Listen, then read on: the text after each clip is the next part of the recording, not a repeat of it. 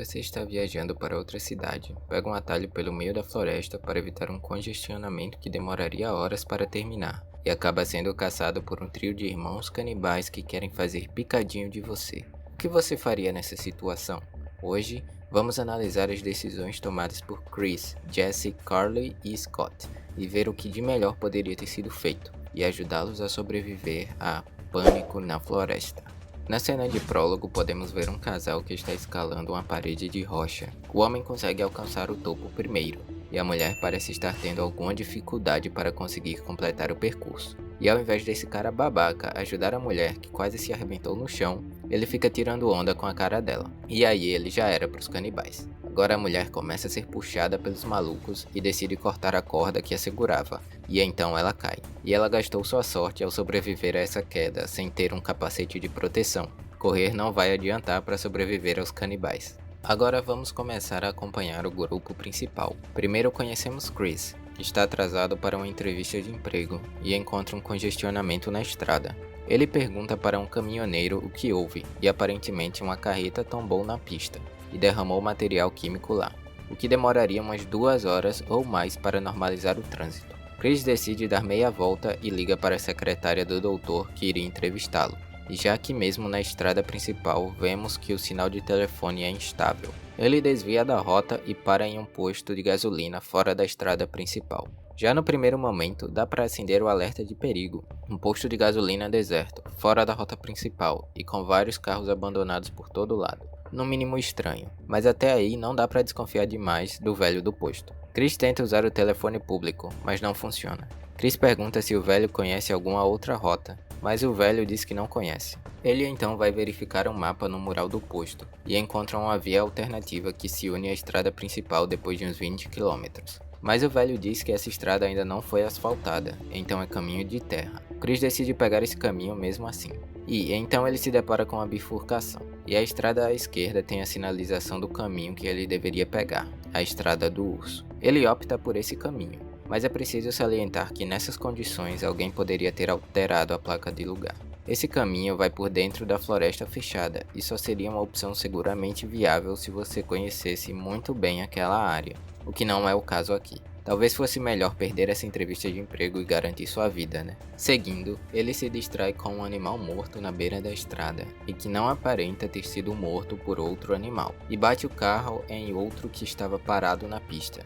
E aqui vem a pergunta, como que ele não viu esse carro antes? Tudo bem que se distraiu e estava na curva, mas de longe dava para ter visto. Não é um carro pequeno, é um SUV e estava no meio da pista. O carro pertence a um grupo de jovens e teve os pneus furados por arame farpado, que foi colocado ali, adivinhem por quem. O grupo decide ir em frente em busca de ajuda, e apenas um casalzinho fica para trás. E eles logo morrem sem nada para fazer. O resto do grupo caminha até chegar ao fim do caminho, que é um precipício. Eles procuram outro caminho pela floresta e encontram uma cabana com carros abandonados ao redor. E não só isso, também tinham peças de roupas nesses carros. O Chris entra na casa porque a porta estava aberta. E invadir uma casa nos Estados Unidos é muito perigoso, ainda mais em estados que permitem abrir fogo contra invasores. Depois todo o grupo entra. Era melhor só terem continuado andando. A cabana está cheia de comida podre, chaves de carros e objetos que os canibais pegaram de suas vítimas. A Jessie encontra os arames farpados, e eles decidem sair dali.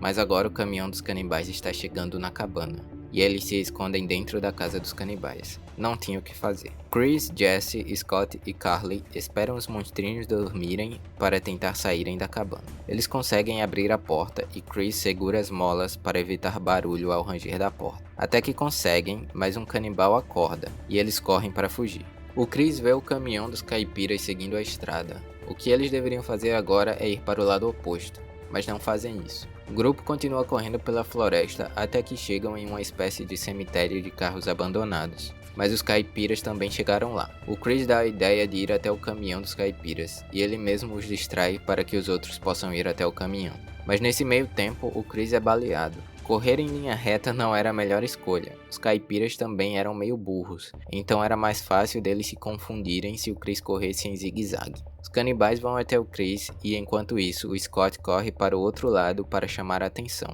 e agora é o perseguido pelos malucos. Chris faz um torniquete com seu cinto, mas ele deveria ter feito acima do sangramento e não por cima da ferida, já que isso iria diminuir o sangramento melhor. Jesse, Carly e Chris conseguem alcançar o caminhão, e enquanto isso Scott continua sendo caçado pelos caipiras. Nesse ponto ele já deveria estar correndo mais próximo da estrada que está ao seu lado, e se quisesse continuar pela floresta, que fosse do outro lado da estrada. Ele teria que ficar o mais longe possível dos canibais, mas ele demora muito e é morto por flechadas no peito. O trio de sádicos, deformados, canibais e caipiras conseguem mais uma janta. Já o trio mais humano segue a estrada e atola um caminhão que eles tinham pego. A Carly começa a desistir de continuar a tentar fugir, e isso é péssimo, pois ter um membro na equipe que é fraco psicologicamente põe em risco todo o resto. E também até agora a Carly não ajudou em nada, está sendo apenas um peso morto, mas para Jesse está fora de cogitação deixá-la para trás. Eles encontram a torre de vigia abandonada, e a melhor decisão é ir investigar.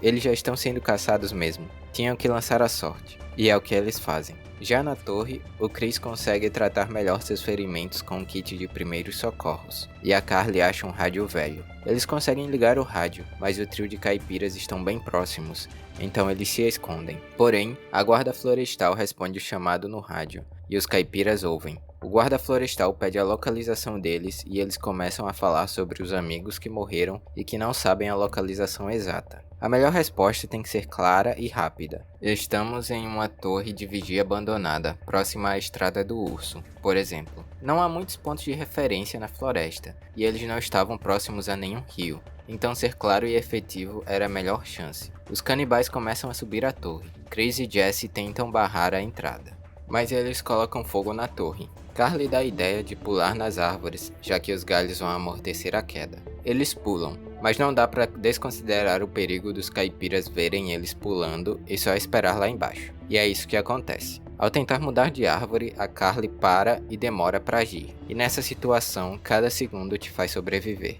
Então ela já era. Chris e Jesse continuam subindo as árvores para despistar os caipiras. Montam uma pequena emboscada para um deles, que é derrubado da árvore. Eles foram proativos aqui, para aumentar a chance de fuga e, claro, contando com a burrice dos vilões. A dupla chega até uma cachoeira e despista os malucos mais uma vez. O melhor caminho seria seguir o riacho, já que muito provavelmente levaria até algum sinal de civilização, e em qualquer direção do córrego. Na cachoeira, a Jessie revela o motivo dela e seus amigos terem ido para aquele lugar. Iam passar um tempo na natureza, para Jessie esquecer o fim do relacionamento com o namorado. Continuando o caminho, eles encontram uma estrada, mas são surpreendidos pelos caipiras. O Chris leva um socão na cara e cai barranco abaixo. Já a Jessie é capturada pelos irmãos. Aqui ela teve sorte de protagonista. Chris encontra um guarda florestal no caminho, mas logo ele é morto. Mas ele consegue se esconder embaixo da viatura que o maluco estava levando para a cabana. Chris com certeza queria ir buscar a Jessie, mas é uma decisão ruim. Ele nem sabia se ela ainda estava viva. E até agora os três malucos mataram todos que viram pela frente. E agora esses caipiras iriam começar a ter problemas com as autoridades, já que mataram um guarda e atearam fogo em uma torre de vigia. Com o protagonismo, vemos que Jessie ainda está viva e amarrada. A viatura chega à cabana, e Chris lança um coquetel molotov na porta da casa e dirige em direção a ela, atropelando mas ele nem sabia onde a Jessie estava. Ele colocou a vida dela mais em risco ainda. Com certeza o Chris teve mais coragem que juízo e começou a lutar com outro caipira. Ele tenta desamarrar a Jessie, mas é surpreendido pelo maluco, e eles voltam a lutar. Chris está quase sendo sufocado quando a Jessie solta os braços e o salva com uma flechada. Mas o terceiro canibal aparece e começa a batalhar novamente. A Jessie pega um pedaço de madeira e atinge o caipira. Ele levanta, mas o Chris o segura com uma corrente e a Jessie o finaliza com um machado. Os dois conseguem sair da cabana e o Chris atira no tanque de gasolina do carro e explode tudo. E esse é o fim do filme. Jessie e Chris conseguem sair dali com o caminhão dos canibais e voltam à estrada principal. Esse foi Pânico na Floresta. Depois de adentrar naquele caminho falso da estrada da montanha, você tem que fazer uso da sua inteligência, o que não é o forte daqueles caipiras. Também contar com a força do protagonismo, porque ninguém é de ferro. O que você achou das escolhas dos personagens? O que faria melhor? Deixa aqui nos comentários e não esqueça de se inscrever no canal e deixar o like no vídeo. Até a próxima!